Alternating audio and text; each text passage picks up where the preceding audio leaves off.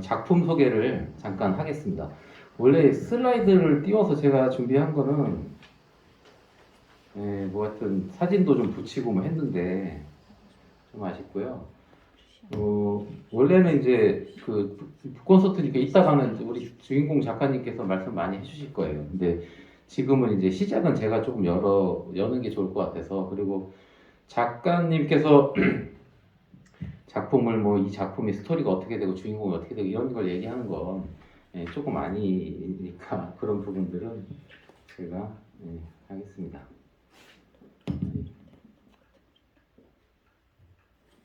예, 작품 이야기 이렇게 써왔는데 트로피 헌터, 이쪽으로 좀 카메라 이쪽에 있나요, 저희 카메라가? 트로피 헌터 오늘 이 뒤에 발행일 보면 11월 20 초판 인쇄가 뭐 한 달도 안 됐어요, 사실은. 한 달도 안 됐고 굉장히 따끈따끈한 책이고요. 들어가면 이제 작품이 3개가 있습니다, 단편이. 트로피 헌터가 당연히 이제 표제작이 있고 부활이 있고 똘뜨가 있습니다. 간략하게 제가 읽어본 바에 대해서 그냥 감상평, 뭐평 정도 이렇게 말씀을 잠깐 드릴게요. 혹시 이제 안 읽으신 분도 있으니까 이제 호감을 좀 가지시도록 이렇게 말씀드리겠습니다. 트로피 헌터는 이제 아버지 없이 자랐어요. 이제 여자분인데 어려서부터 뭐 외국에서 왜 원정대들 이렇게 와가지고 우리나라는 좀 못 살 때니까 이렇게 약간 한 학생들 이렇게 지원해주고 뭐 이런 거 있잖아요. 원정대, 귀족 원정대라 그래가지고 들어왔는데 뭐 사냥을 하는 거죠, 사실 원정대. 따라다니면서 어렸을 때부터 이제 그 사람들하고 이제 생활을 해. 그리고 외국을 가가지고 또 이제 결국에는 이제 나중에 트로피 헌터라는 직업을 가지고 뭐 세계를 떠돌아다니면서 그런 생활을 하는 여성이 있습니다. 근데 이제 한국에 계신 어머니가 이제 아파요. 아파서 이제 임종이 가까웠어요. 임종이 가까우다 보니까 이제 들어왔고, 그래서 이제 어머니가 이제 뜻밖에도 언제 보지도 못했던 아버지를 찾는 거예요. 뭐 왜 찾는지 도대체 뭐 그 나이에 와서 이제 와서 보고 싶은 건지 막 이렇게 하면서 과거를 회상을 합니다. 과거를 이제 회상을 하면서 이제 그동안에 이제 헌팅했던 5가지 동물들이 나오는데 그 찬란했던 자기의 어떤 그 활동에 대한 부분들을 이제 회상을 해요. 회상을 하면서 뭐 이제 저희는 이제 읽는 독자로서는 그 동물들한테 좀 이입이 되고 이제 뭐 그런 부분들이 있었고요. 좀 특이하게 제가 생각했던 거는 나중에 다 읽어보니까 굉장히 주인공의 필체는 담담하고 그 냉정하고 그쵸? 되게 건조해요. 이 동물들이 뭐 총을 쏘는데 사자 같은 경우에 유연하게 말이죠. 뭐 도망가는 게 아니라 내가 젊었을 때 그 용맹스러웠던 내 모습이다 하면서 그래 나 이제 뭐 됐다 하면서 이제 유연하게 죽음 맞이하는 뭐 그런 것도 있고 뭐 고릴라가 이제 손을 내미는데 덥석 잡았는데 뭐 이렇게 살려달라는 애원의 조였는데 아무 그런 감정에 그런 거 없이 이제 마무리 이제 되는데 그런 것들이 이제 주인공은 그런 정서들이 나와요. 근데 읽는 독자들은 이 동물하고 교감을 하고 있단 말이죠. 네. 이입을 하고 이 기이한 교차된 감정들이 굉장히 좀 특이했습니다. 네. 그런 부분들이 굉장히 신선했었던 어떤 필체 같은 것들이 느껴졌었어요. 트로피 헌터에 대한 부분은 조금 있다가도 이제 다시 암송은 아니고 이제 그 낭독을 할 건데요. 낭독을 할 부분에서 한번 여러분들도 같이 느껴주셨으면 그 부분들이 있어서 말씀드렸고요. 그리고 두 번째 작품은 이제 부활인데 박제사 이야기입니다. 여기는 이제 어떤 남자분이 나와요. 남자의 박제사분이 나와요. 이분도 이제 어렸을 때 아버지가 박제를 좋아했어요. 하다 보니까 집에 당연히 많겠죠, 이런 것들이. 박제 되게 많아요. 근데 특이하게 이제 좀 내성적인 아이였는지 바깥으로 돌지 이게 놀러 나가고 이런 것보다 이 박제되어 있는 그 아이들하고의 놀이를 즐겼어요. 그러니까 그 아이들이 죽었다고 생각을 안 하고 생명이 있다고 생각을 하고 그 아이들하고 이제 대화를 하고 뭐 이렇게 놀았던 거죠. 그러다 보니까 어느 날 이제 아버지가 어디 학원 가서 양을 가지고 이제 그 박제를 하는 과정을 참여했다가 너무 끔찍하니까 아 이건 할 일이 아니다 해가지고 집에 와 있는 박제품들을 막 이제 내팽개칩니다. 근데 이제 이 소녀는 부엉이가 내팽개쳤는데 눈알이 빠져나왔죠. 너무 슬픈 거예요 이제. 그러니까 그러니까 내가 키우는 내가 나랑 함께하는 생명이 그렇게 된 거죠. 그러니까 너무 슬프고 너무 화가 나고 해서 이제 내가 이제 박제사가 되겠다 하면서 그때부터 나갔고 굉장히 그 솜씨 좋은 박제사가 됐어요. 그러다가 이제 이제 결혼을 하게 되고 결혼을 하려고 이제 준비를 하는 모습 그리고 또 이제 북한의 박제사들이 와서 이야기를 해주는데 자신들이 북에서 경험했던 박제에 관련된 이야기들을 해주는데 정말 기기개개한 이야기들이 많습니다.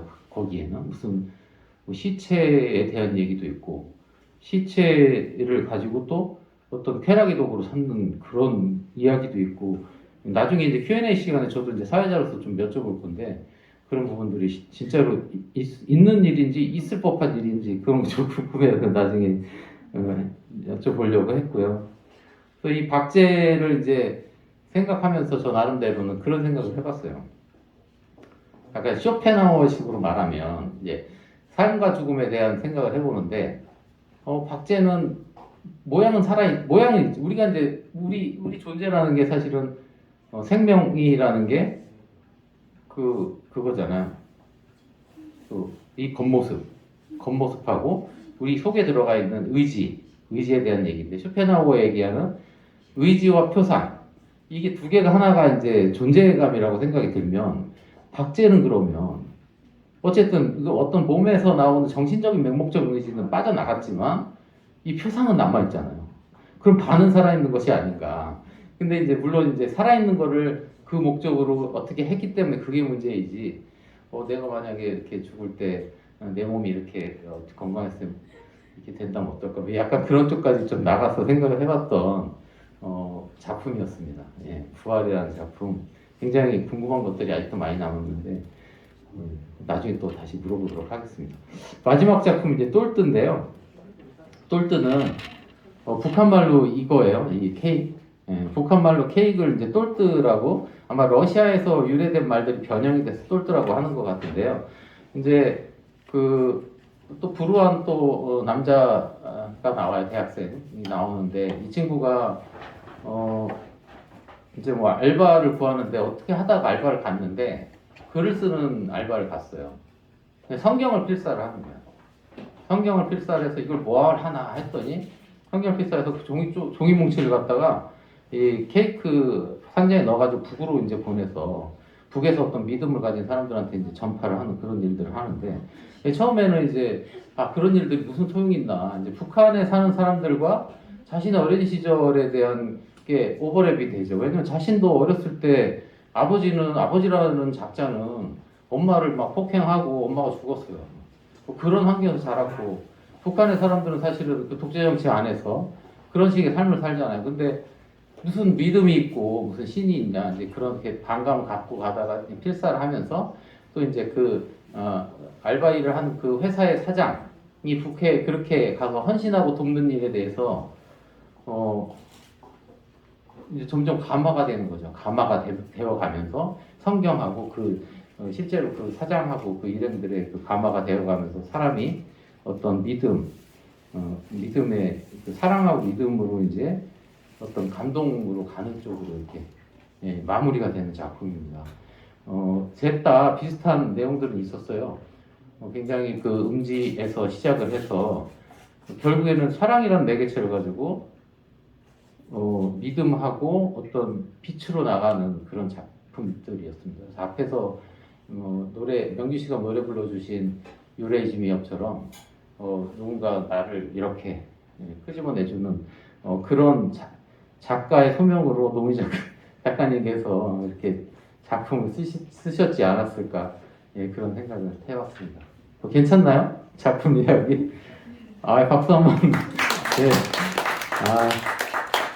음.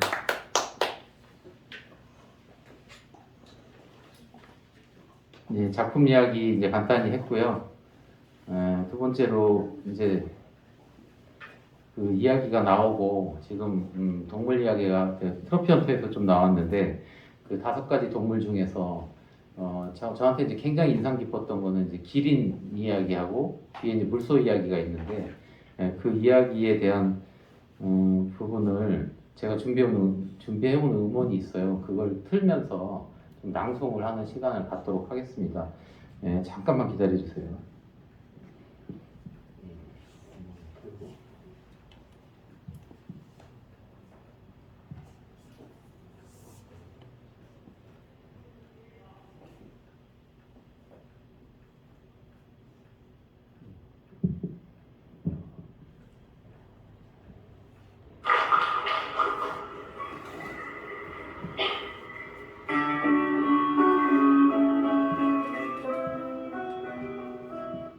김세영 기타리스트라고 오늘 사실 올 뻔했었는데 못 왔는데요. 예, 그분 연주 듣고 저도 매료돼서 계속 들었어요. 이 노래를 들었는데 이상하게 그 타이밍이 오늘 이제 이 콘서트를 할 때 그 어떻게 하면 이 노래를 틀어볼까 했던 노래인데 이 앨범 중에 함께 있는 시간이라는 그 곡입니다. 지금 나오는 게.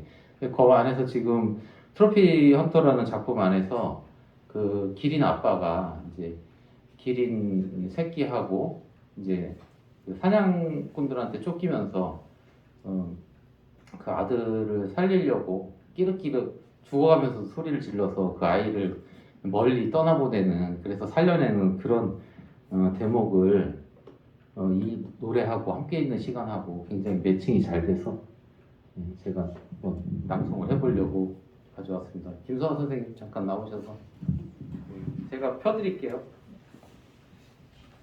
이쪽에 앉으셔서 앉으시는 거 제가 펴드릴게요.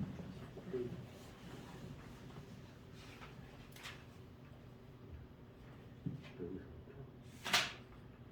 여기까지 있는데 천천히 보시면 돼요.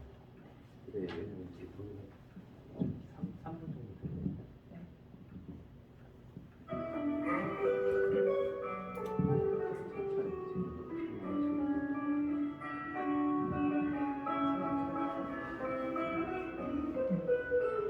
트로피 헌터로서 가장 자랑스러울 때는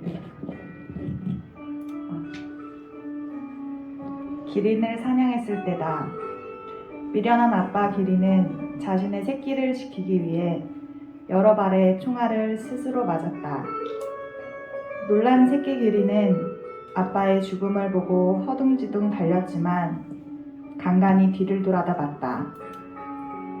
앞만 보고 뛰기에는 제 아빠가 마음에 걸렸던 모양이다. 죽어가는 아빠는 쓰러져가는 와중에도 혼신의 힘을 다해 끽끽 끔찍하게 소리를 질러댔는데 어서 도망가라는 지시였을 것이다. 아빠의 고함에 정신을 바짝 차린 어린 기린은 앞만 보고 허둥허둥 뛰었다. 어차피 사냥의 규칙상 늙은 짐승만을 사냥하게 되어 있고 어린 생명을 향해 총을 겨눌 일은 없었다.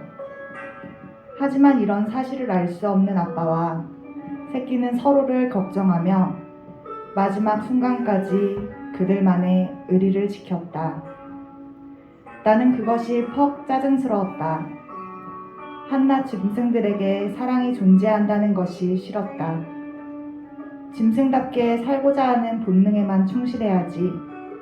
죽어가는 순간조차 아빠와 새끼의 관계를 잊지 않는 것이 못마땅했다. 아빠 기린은 안 그래도 긴 목을 길게 늘어뜨리고 마지막까지 새끼의 안전을 확인했다. 자신의 새끼가 더는 시야에 잡히지 않자 그제야 눈을 감았다.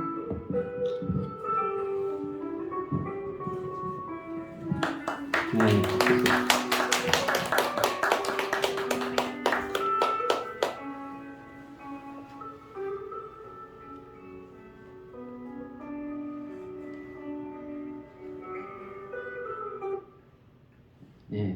정확하고 잘 호흡이 잘 맞았던 것 같아요. 그래서 저는 이제 오늘 연주자분 오셨으면 아마 그 음악에다가 이 말소리들을 얹어본다는 느낌을 가졌어요. 이게 굉장히 잘 혼합이 돼서 우리 이제 뭐 여기는 물론 이제 결혼 안 하신 분들도 있는데 부모가 된 마음은 정말 정말 와닿거든요. 이런 부분들이 그냥 읽어보시면 정말 다시 한번 우리 자녀분들을 다시 한번 생각하고 하게 되고 집에 지금 놀고 있을 우리 애도 생각이 나고 막 그렇습니다. 예. 이따가 또 하나 이제 물소 이야기를 또 할 건데 앞에 부분의 기린 이야기에서는 아빠하고 아이의 관계가 명확하게 돼 있어요. 근데 뒤에는 물소는 엄마인지 아빠인지 잘 모르는데 저는 그냥 이제 모녀 관계일 거다 해서 그냥 그렇게 이해를 했거든요. 엄마가 이제 물속에서 악어 떼한테 쫓기는데 엄마가 먼저 이제 헤엄쳐 가죠. 빨리 따라와 하는데 아이가 이제 무섭잖아요. 물속에서 헤엄쳐 본 적도 별로 없고. 그리고 또 막 이렇게 사람들이 막 우왕좌왕 막 어른들이 우리 전쟁 때 무슨 뭐 폭격 때 뭐 도망가자 했던 것처럼 약간 그런 느낌이었을 거 아니에요. 근데 그거를 못 따라가고 이제 주저주저 하니까 나머지 물소들은 다 건너갔는데 이제 둘이만 남은 거죠. 이제 그래서 엄마가 이제 뒤늦게 다시 헤엄쳐 가가지고 새끼를 앞세워가지고 보내면서 결국에 이제 악어한테 이렇게 만신창이가 될 때까지도 이렇게 해서 결국에는 올려보내는 노트로 올려보내고 이제 밥이 되어버리는 이제 그런 이야기입니다. 아빠 아들 이야기, 엄마와 딸 이야기 그렇게 해서 우리가 이입하면 굉장히 자꾸 읽어보게 되는데요. 여러분들도 그런 생각 한번 하시면 좋을 것 같습니다. 이제 작가님들 말씀하셔야죠. 뭐 사회자 혼자 떠들고 이렇게 하면 안 되고 지금 이제 Q&A를 좀 하도록 하겠습니다. Q&A가 사실 좀 많아요. 지금 이제 인스타그램에서 메이킹북스 출판사에서 건네주신 것도 있고요. 한 두 페이지 되고 그리고 이제 오늘 객석에서 말씀해주시는 질문들도 있고 또 저도 또 궁금한 게 좀 있습니다.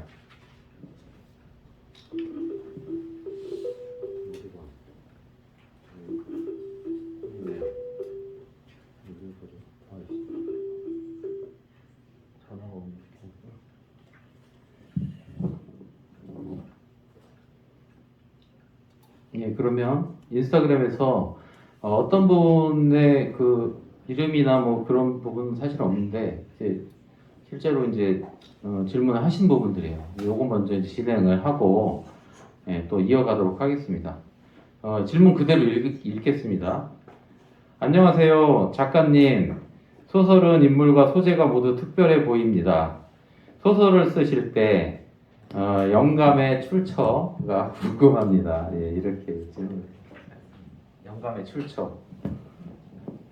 특별히 영감의 출처가 있는 건 아니고 일상생활을 할 때 그냥 제가 쓰고 싶은 소재가 있으면 그걸 메모에 놨다가 쓰는 편입니다. 뭔가 영감을 찾아야지 이런 마음으로 소재를 이렇게 둘러본 적은 없었던 것 같고 그냥 작가로 살면서 메모하는 습관이 영감의 출처가 될 수 있을 것 같습니다. 그럼 뭐 따로 이렇게 오늘 영감을 사냥하러 여행을 가자 뭐 이러면서 막 가가지고 막 일부러 생각을 막 하고 그러지는 않았습니다. 그냥 일상에서 하죠. 근데 이제 제가 쪽방촌의 이야기를 써야겠다라고 생각하면 이제 제가 그곳에 대해서 잘 모르고 정보가 없으니까 그 생각을 한 공간을 직접 찾아가서 이제 그곳의 환경을 보는 정도는 제가 어차피 소설이라는 게 있음직한 현실을 담아내는 것이니까 그 정도의 노력은 하고 있습니다. 네, 잘 알겠습니다. 하여튼 들으셨는지 모르겠네요. 오늘 질문하신 분이 이걸 듣고 계시는지 그러니까 이해가 충분히 되셨을 것 같아요. 제가 제가 제 합법으로 물어봤는데 이해가 됐거든요, 제가. 두 번째 질문입니다. 안녕하세요. 지방에 살아서 오늘 복콘서트는 가지 못해서 정말 아쉽습니다. 노은희 작가님 팬입니다. 네, 팬이랍니다. 고등학교 때부터 글을 쓰다가 이번에 문창과에 진학을 하게 됐어요. 글을 좋아한다고 나름 자부했던 제가 쏟아지는 과제들 앞에서 처음으로 글을 쓰는 게 버거울 때가 생기더라고요. 이 숙제를 하다 보니까. 글은 이 엉덩이로 쓴다는 말이 있는데 그만큼 체력과 근성이 중요한데 노은희 작가님 큰 공백 없이 꾸준히 글을 쓰시고 계신데 이런 비결이 따로 있으신가요? 또 슬럼프가 혹시 오셔서 슬럼프를 어떻게 극복하셨는지요? 네, 그렇게 물어봤습니다. 그 글을 쓰는 친구들의 대부분 비슷한 고민을 하는 것 같아요. 글이 되게 좋아서 왔는데 막상 문학을 전문적으로 배우기 시작하니까 좀 부담이 되고 어렵다라고 하시는 것 같은데 제가 언젠가 백일장 행사를 나갔는데 거기서 이제 심사위원분이 얘기하시더라고요. 자기는 이렇게 미리 작성해둔 원고가 없으면 식사도 하지 않으신다. 얘기하시면서 작가로 살고 싶으면 그 정도의 마음가짐을 가지고 살아야 한다라고 이야기를 하셔서 그때 되게 감동을 받았고 제가 한번 되게 작품이나 이런 것 때문에 굉장히 스트레스를 한번 받았던 적이 있는데 그때 정말 입이 한번 이렇게 돌아갔거든요. 되게 무섭더라고요. 이게 제가 이렇게 발음이 딱 새는 걸 느끼는 순간 딱 입이 돌아가는 걸 느껴서 내가 아무리 작품도 좋지만 이렇게까지 스트레스 받으면서 할 필요는 없겠다라고 생각이 돼서 그 뒤로는 제가 감당할 수 없을 만큼은 쓰지 않는 것 같습니다. 진짜 그 혼신을 다해서 몸이 정말 정신 활동이니까 이게 그렇게 심하게까지 가는군요. 글이라는 게. 어제 저도 수업 듣다가 들은 게 한 문장 기억나는 게 지금 좀 매칭이 돼서 그러는데 해밍웨이가 그랬대요. 이제 첫 문장이 생각이 안 나네. 죽어야겠다. 죽어야겠다 그랬대요. 그게 정말 그런 것처럼 지금 이제 글이라는 게 이제 잘은 모르지만 저도 이제 시작을 하지만 글이라는 게 막 이렇게 한번 탄력을 받아가지고 막 나가다가 한번 끊어졌을 때 그때는 정말 막 이런 정신적인 그런 것들이 많이 올 것 같은 느낌은 듭니다. 그러니까 이게 자연스럽게 쭉 흘러가야 되는데 이게 뭔가 리듬이 끊어지면서 거기서 뭔가 이어붙이는 게 굉장히 어떤 가식적이라든 해야 되나요? 이제 뭔가 헝겊을 중간에 잘라다 이어붙인 것 같은 인위적인 그런 흐름이 됐을 때 아마 그런 느낌이 이지 않을까 그냥 넘겨짚어서 제가 생각해봤습니다.